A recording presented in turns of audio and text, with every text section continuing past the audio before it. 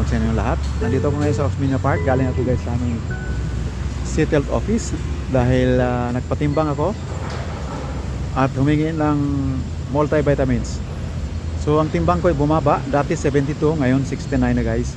Kasi nga pangalawang araw ko na ngayon nagpa-fasting. So malaking tulong sa akin ng pagpa-fasting para ma-maintain ko yung physically fit na katawan para pagkatapos ng holy month of Ramadan makapag-apply na tayo uli sa BPO company as a call center agent. So medyo makulimlim ang langit guys. Dito madalas naulan sa hapon saka sa buong gabi. So kailangan makauwi na akong maaga. Ako'y bibili ng mga essential ko pagkain mamayang iftar.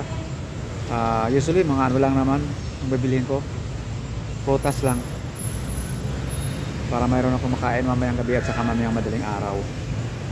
So yun lang guys, at ako'y uwi na. Maraming salamat sa iyong pagtaguyod at sa pagpanood. Subaybay sa akin channel, John Carina TV. Peace.